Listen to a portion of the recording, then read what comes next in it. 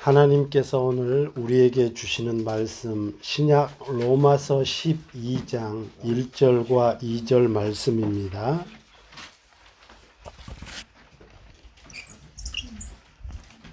신약 로마서 12장 1절과 2절 말씀입니다.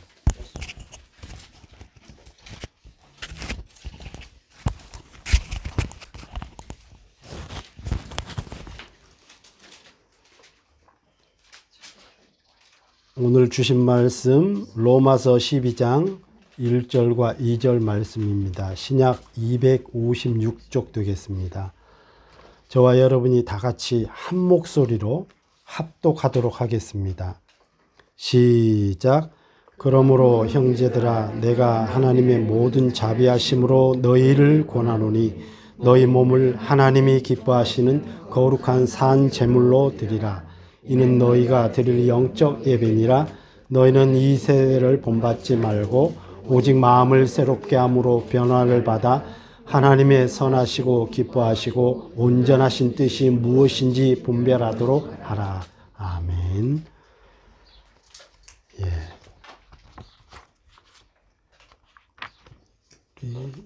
현서 이거 한글 잘 읽어요?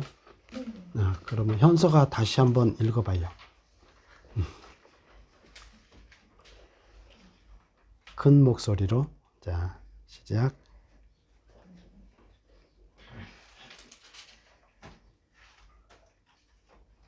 그러므로 형제들아 내가 하느님의 모든 자비하심으로 너희를 권하노니 너의 몸을 하나님이 기뻐하시는 거룩한 산 제물로 드리라. 이는 너희가 드릴 영적 예배니라. 너희는 이 세대를 본받지 말고 오직 마음으로 새롭게 함으로 변화를 받아 하나님의 선하시고 기뻐하시고 온전하신 뜻이 무엇인지 분별하도록 하라. 아멘. 네, 잘 읽네요. 우리 현서가 그 준수 형 알지? 그 형보다 훨씬 잘 읽어.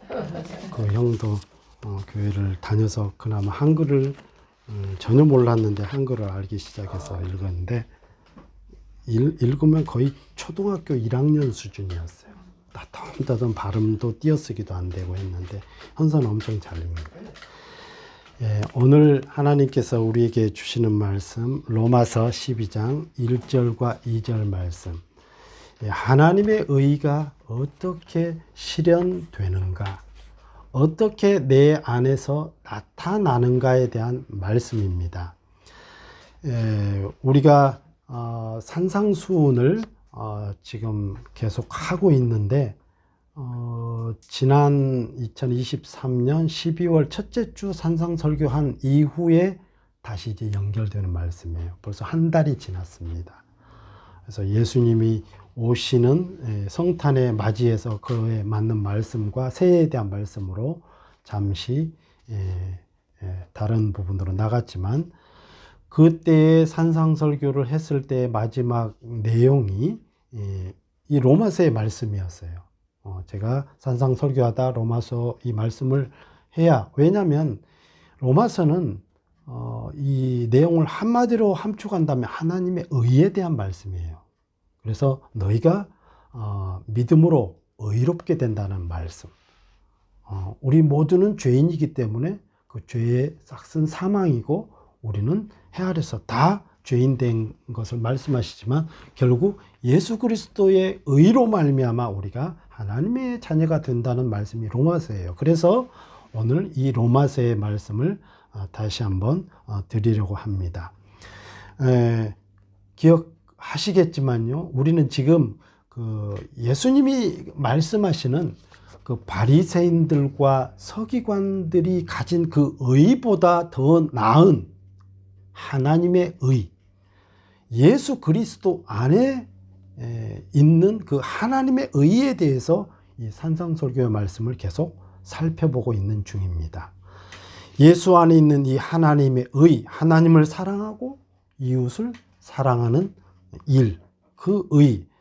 그러나 우리가 지금 오늘 본문이나 지난 본문처럼 이 로마서에서 이 확인하려고 하는 것은 우리가 그 의를 소원하고 기뻐하고 또 우리 안에 가지고 싶은데 우리가 구체적으로 어떻게 그 의가 이루어지는가, 즉 내 안에 하나님의 의가 어떻게 실현되는가 하는 말씀을 살펴보려고 합니다. 지난번 그 말씀 한번 제가 다시 한번 상기를 해 볼게요. 우리가 신앙생활을 하지만 신앙의 현실과 그러한 부분들이 보면 내가 예상하고 기대한 것과는 전혀 다르게 나타나는 경우가 많더라 이거죠. 때로는 내가 믿음 생활하면서 이런 부분에 있어서 이렇게 이 문제가 해결이 되기를 바라고 하나님 앞에 기대도 하고 또 기도도 하고요.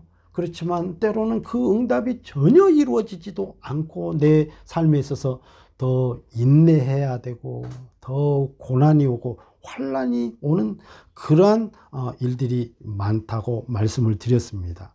그러나 그러한 어떤 신앙의 어려운 현실이 온다 할지라도 이 하나님의 뜻을 궁극적으로는 꺾을 수도 없고 또 우리가 볼 때 하나님께서 인도하시는 것 같지도 않은 우리가 소원하는 것과 전혀 다른 길로 나타난다 할지라도 결국은 하나님께서 우리를 승리의 길로 이끌어 가신다.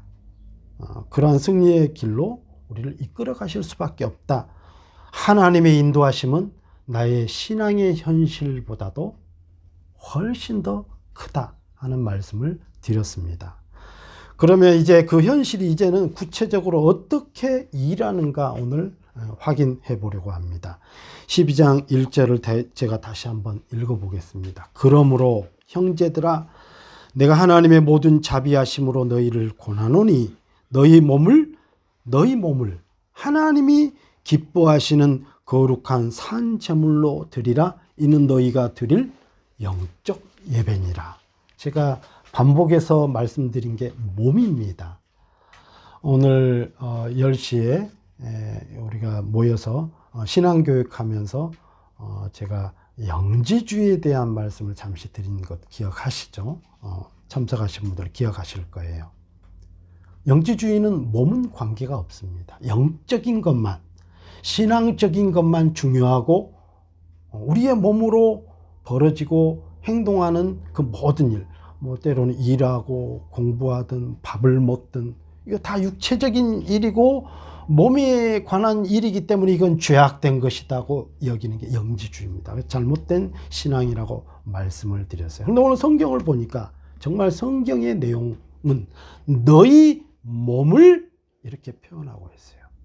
너희의 믿음이 아니고 너희의 몸을, 즉 믿음이라고 하는 것은 우리의 영이든 신앙적인 것이든 혹은 우리가 뭐 하나님을 향해서 일하는 것이든 혹은 우리가 잠을 잘 때든지 우리 몸을 가지고 쉴 때든지 때로는 우리에게 주어진 일을 완수한다든지 먹든지 마시든지 다 그것도 하나님의 일이라는 거예요. 그래서 오늘 말씀을 보면 너희 몸을 하나님이 기뻐하시는 거룩한 산 제물로 드리라 이렇게 표현하고 있습니다. 산 제물이라고 하는 것은 살아있는 제물, 정확히 표현하면 우리의 가지고 있는 삶에 처해진 그 현실을 살아가는 그 모습의 자체로서 제물.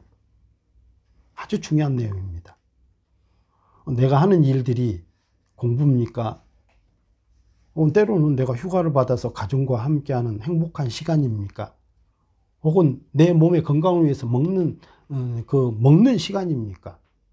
때로는 일하고 나서 지친 육신을 피로를 풀기 위해서 샤워하고 푹 쉬면서 그리고 잠을 자는 일입니까? 그런 것이라 할지라도 그 삶의 그 현장, 때로는 어떤 일을 하다 보면 또 신앙생활을 하다 보면 고통을 당하고 그것 때문에 어려움을 당하고 인내해야 되고 참아야 되고 내가 이렇게까지 살아야 하나 싶을 정도의 그 현실에 있을지라도 그 현실을 살아가는 그 삶 자체가 뭐다고요? 따라하십시다. 재물. 재물. 그런 산 재물, 즉 살아있는 재물, 이것을 표현하고 있습니다. 그러한 삶의 재물을 너희가 드려라, 그런 뜻입니다. 그런데 우리가 신앙생활을 생각할 때 대부분 관념적이나 요 생각이에요. 신앙 그러면 관념적이죠. 내 생각 속에, 내 안에, 혹은 내 삶에 어떤 장애나 어려움이 왔을 때 그것으로부터 하나님의 특별한 은혜를 구하면 면제되거나 우회하거나 혹은 또 그 문제를 쉽게 넘어서는 것이라고 기대를 합니다. 이게 우리의 신앙이에요. 신앙생활을 하면 대부분 이런 문제를 하나님이 해결해 주시겠지. 그래서 우리가 고린도 후서 1장 한번 찾아보십시다. 신약 로마서 조금 더 넘기면 고린도 전서, 그리고 그 다음에 고린도 후서가 나옵니다. 로마서 다음이 고린도서예요. 그리고 전서 다음에 후서. 세컨 고린티안스죠. 고린도 후서. 1장 1절부터 제가 쭉 읽겠습니다. 눈으로 한번 보고 여러분들이 어떤 내용인지 한번 이해를 해 보십시오. 286조 고린도후서 1장 1절로 제가 빠르게 읽겠습니다. 하나님의 뜻으로 말미암아 그리스도 예수의 사도된 바울과 형제 디모데는 고린도에 있는 하나님의 교회와 또 온 아가야에 있는 모든 성도에게 하나님 우리 아버지와 주 예수 그리스도로부터 은혜와 평강이 있기를 원하노라. 찬송하리로다. 그는 우리 주 예수 그리스도의 하나님이시요 자비의 아버지시요 모든 위로의 하나님이시며. 4절부터 중요합니다. 우리의 모든 환난 중에서 우리를 위로하사 우리로 하여금 하나님께 받는 위로로서 모든 환난 중에 있는 자들을 능히 위로하게 하시는 이시로다. 그리스도의 고난이 우리에게 넘친 것 같이 우리가 받는 위로도 그리스도로 말미암아 넘치는도다. 우리가 환난 당하는 것도 너희가 위로와 구원을 받게 하려는 것이요 우리가 위로를 받는 것도 너희가 위로를 받게 하려는 것이니 이 위로가 너희 속에 역사하여 우리가 받는 것 같은 고난을 너희도 견디게 하느니라. 너희를 위한 우리의 소망이 견고함은 너희가 고난에 참여하는 자가 된 것 같이 위로에도 그럴 줄 알미라. 7절까지만요.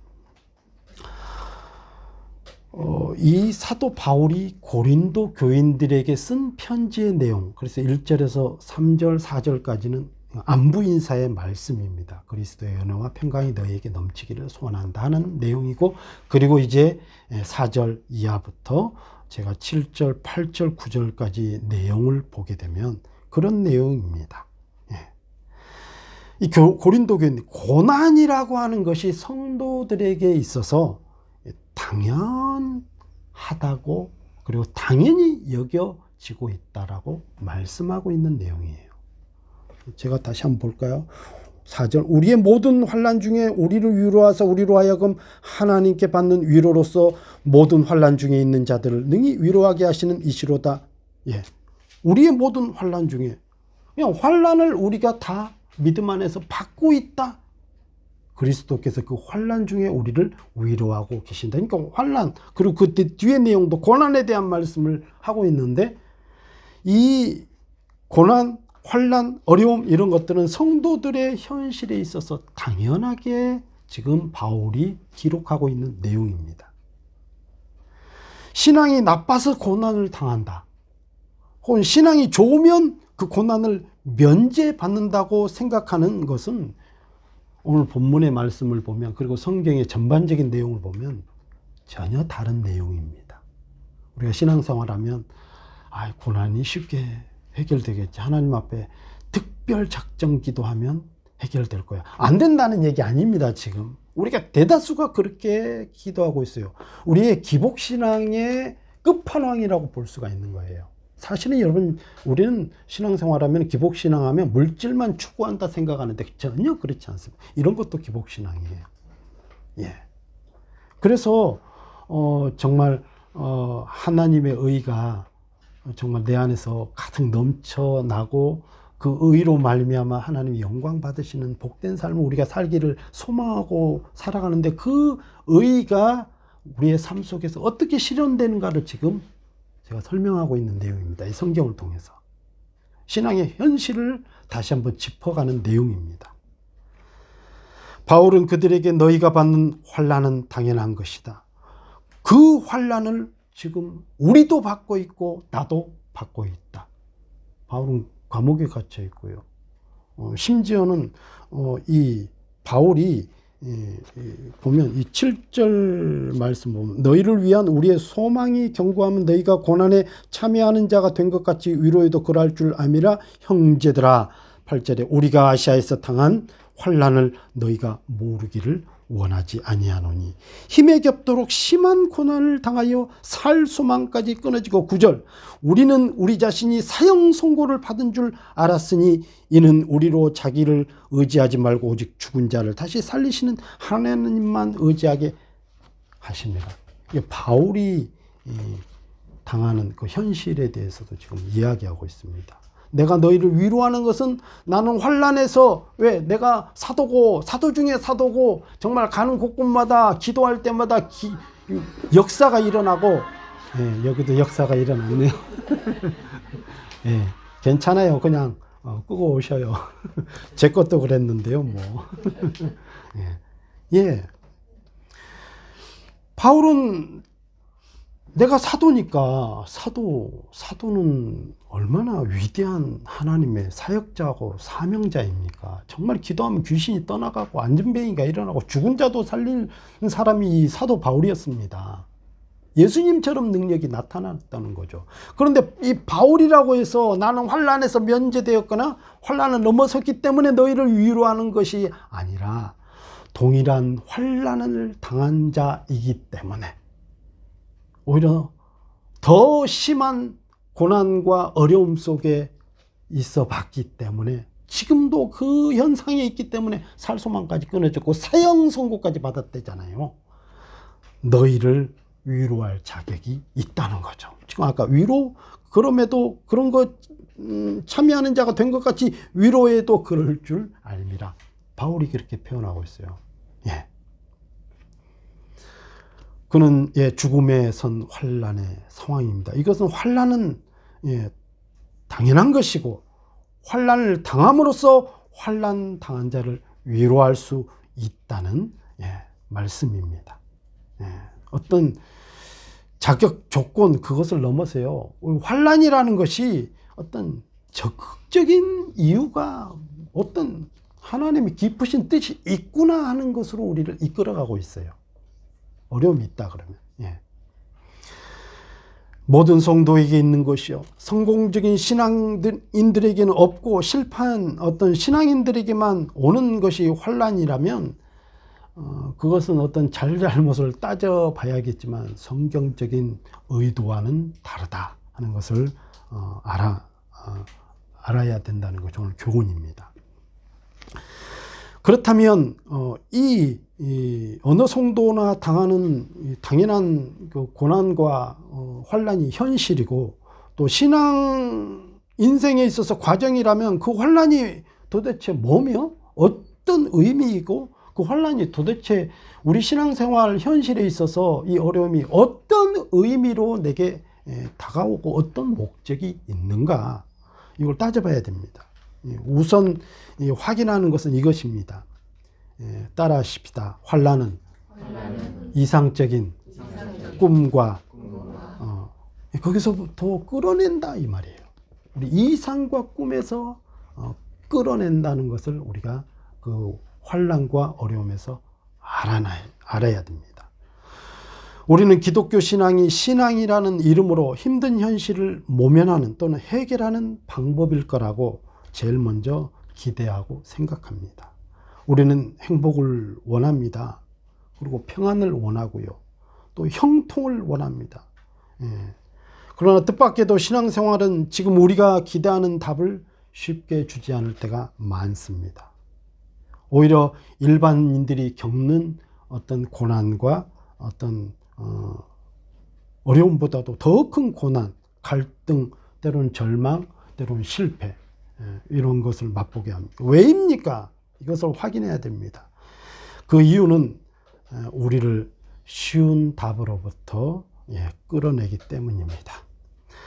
우리는 우리의 신앙생활이 하나님의 뜻을 알고 그것을 실현, 내 삶에서 그 하나님의 뜻을 실현시키는 것, 그것보다도 더 관심 있는 것이 지금 나에게 처해져 있는 이 어려움, 고난으로부터의 해결, 이 면제받는 것 혹은 해결받는 것에 더 집중이 되어 있는 게 우리의 신앙생활입니다.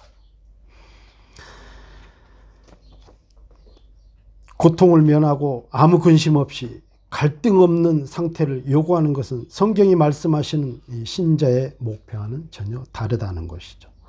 환난은 우리를 더 깊은 신앙으로 이해시키고 인내시키고 이끌고 있습니다. 우리가 어려워 보지 않았다면 실패하거나 고통당하는 자를 결코 위로해 주거나 혹은 그들을 안아줄 수, 그리고 더 적극적으로는 용서해 줄 수도 없을 것입니다. 기독교 신앙은 지금 바울이 얘기하는 것처럼 예수님께서 우리 인생을 체휼하셨기 때문에, 이 체휼이라는 단어가 우리 젊은 친구들한테 어려운데 나도 직접 그것을 겪어봤다. 똑같이. 이제 우리가 생각할 때는 예수님은 하나님이시니까요. 우리를 창조하신 창조주이시니까요. 우리를 어떻게 이해하시겠어요, 우리 고통을. 그럴까봐 우리 예수님은 진짜로 말씀이시지만 하나님이시지만 우리같이 몸을 입고 육체의 몸을 갖고 오셔서 정말 고난을 당하고 살이 찢겨지도록 고통을 당하고 때로는 침뱉음을 받아가면서 수욕을 당하면서 억울함을 당해가면서 그 고통을 체휼하셨기 때문에 우리를 이해하시고 도울 수 있으시다고 선언하는 게 성경의 내용입니다. 즉 우리의 고난과 어려움들을 면해 주겠다가 성경이 아닙니다. 그것을 이길 수 있도록, 그걸 잘 인내하고 그것을 너희들이 넘어갈 수 있도록 도와주겠다 하는 것이 성경의 가르침입니다. 신앙 현실의 고난은, 이 환난은, 이 실패와 낙심들은 우리가 반드시 제대로 이해해야 할 신자의 인생 경로가 되는 것입니다. 우리는 이 문제를 고린도후서 4장에서 더 깊은 설명으로 나아가는데 4장 한 장만 더 넘겨보세요. 4장 6절입니다. 고린도후서 4장 6절 290쪽 제가 읽어보겠습니다. 6절 어두운데 빛이라 말씀하셨던 그 하나님께서 예수 그리스도의 얼굴에 있는 하나님의 영광을 아는 빛을 우리 마음에 비추셨느니라. 우리가 이 보배를 질그릇에 가졌으니 이는 심히 큰 능력은 하나님께 있고 우리에게 있지 아니함을 알게 하려 함이라. 그 다음 절 중요합니다. 우리가 사방으로 우겨쌈을 당하여도 쌓이지 아니하며 답답한 일을 당하여도 낙심하지 아니하며 박해를 받아도 버림받지 아니하고 거꾸로 뜨림을 당하여도 망하지 아니하고 우리가 항상 예수의 죽음을 몸에 짊어짐은 예수의 생명이 또한 우리 몸에 나타나게 하려 함이라. 아멘. 그 뒤의 내용은 또 나중에 읽겠습니다. 오늘 본문은 아마 오늘 설교가 다 끝이 안 날 거예요. 조금 더 살펴보는 것은 분명한 것은 우리는 오늘 말씀 또 읽었지만 고린도후서 4장에도 보면 환난에 고난에 넘겨진다는 사실이에요. 이 내용이 뭡니까? 사방으로 우겨싸움을 당하여도 너희가 그렇게 쌓이지 아니할 거다. 답답한 일을 당해도 낙심하지 않을 것이다. 또 박해를 받아도 버림받지 않고 거꾸로 뜸을 당해도 떨어지지 않을 거다. 이렇게 말씀한 내용이 뭡니까? 우리의 기대는 항상 그 뒤에 있잖아요. 우겨싸움 당하지 않고 거꾸림 당하지 않고 박해를 받아도 답답함을 받아도 우리가 실망하지 않고 이 뒤에만 관심 있지 앞에 이게 있을 거라는 거예요. 이게 있기 때문에 이 말씀을 하신 거예요. 사방으로 우겨싸움 당하기도 하고 때로는 정말 이 사방 우겨싸움 뭐예요? 사면 초가잖아요. 길이 안 보여. 그리고 답답해. 왜 이런 일이 내게 일어날까? 내가 믿음 생활을 못하는 것도 아닌데. 생각해 보십시다. 바울은요. 예수님은요. 믿음 생활 못 하셨습니까? 잘 하셨잖아요. 근데 왜 그런 일이 일어나냐 이 말이에요. 예, 그런 내용입니다. 지금. 그러한 현실을 따라하십시다. 살아야 한다.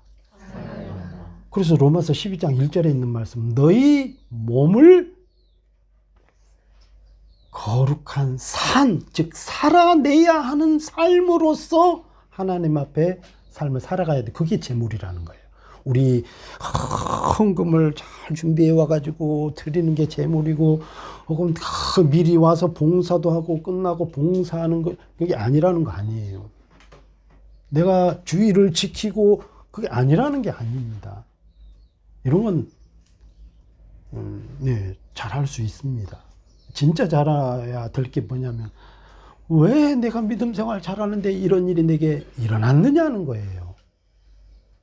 그 삶을 살아내야 하는 것이 거룩한 산제사로 하나님이 진짜 보세요. 말씀이 하나님이 기뻐하시고 온전하시고 하나님의 그 기쁘신 뜻이 무엇인지 분별해라 그랬잖아요. 왜 그렇게 자세히 바울이 설명하고 또 반복적으로 반복법을 사용해서 강조법을 사용해서 말씀하셨을까요? 그만큼 그 내용이 쉽지 않기 때문에 그 예수님이 너희를 도와주시겠다는 거예요. 면해주겠다가 아니라. 왜요? 첫 번째로는 그러한 삶을 알도록 이해하도록. 오늘 여기까지만 설교할 거예요. 다음 주는 이제 적극적으로. 내가 지금 이런 상황에 다다른 것이 내가 믿음으로 정상적으로 살아가도 이러한 삶이 있구나. 그럼에도 불구하고 이런 삶을 살아내야 하는구나. 공부가 어렵습니까? 내가 목표하는 일들이, 계획들이 힘듭니까? 그것 때문에 때로는 어려움을 당합니까? 버텨내야 된다는 거예요. 이게 재물이라는 거예요. 왜? 저와 여러분들은 부정을 했든 안 했든 하나님의 자녀예요. 왜? 하나님의 그 작정 속에 이미 하나님이 그렇게 하겠다고 완전히 정하셨거든. 그 작정은 내 의지하고 전혀 관계없다는 거죠. 예. 쉽게 살아간 삶을 자꾸 선택하려고 하는데 그거 아니라는 것을 지금 오늘 말씀을 통해서 이해해야 합니다. 그리고 받아들이고 그것을 인정해야 됩니다. 이게 바로 영접하는 자입니다. 예수님은 나의 하나님 어찌하여 내게 이런 십자가의 고난을 주십니까? 이것을 내게서 멀리 하옵소서. 그런데도 십자가를 끝까지 지셨잖아요. 골고다 언덕까지. 십자가에서 이제 숨이 깔딱깔딱 넘어가고 물도 피도 다 쏟은 그 상황에서 하나님 어찌하여 나를 버리시나이까? 그런데도 숨이 멈출 때까지 이겨냈고 살아냈다니까요. 완전히 죽을 때까지. 다음 주는 우리가 죽어야 된다는 얘기를 말씀드리려고 하는 거예요. 이거를 알아야 돼요. 우리 믿음 생활을 자꾸 너무 기복신앙 혹은 자꾸 물 떠놓고 산신령신은 제발 우리 자녀들만큼은 이거에서 아무 사고가 없고 또 자꾸 그게 아니라 우리는 이제 기도해야 되는 우리 자녀를 위해서 하나님 우리 자녀들 어떤 어려움이 있을지라도 이길 수 있는 힘을 주옵소서. 인내력을 주옵소서. 살아가는 은혜를 주옵소서. 여러분 세상이 쉽습니까? 아니잖아요. 이거 뭘 배워야 되는지 아시잖아요. 지금 우리 하나님이 그걸 지금 배우라고 하시고 가르치고 있습니다. 이 내용을 기억하시면서 이번 한 주간도 주어진 하루 많이 덥잖아요. 많이 힘들고 한국은 엄청 추워요 지금. 예. 그래도 주어진 일 잘 감당하면서 살아내야 합니다. 이것이 우리가 드려야 될, 그리고 정말 하나님의 의가 내 안에서 실현되는 역사가 일어나는 겁니다. 기도하십시다.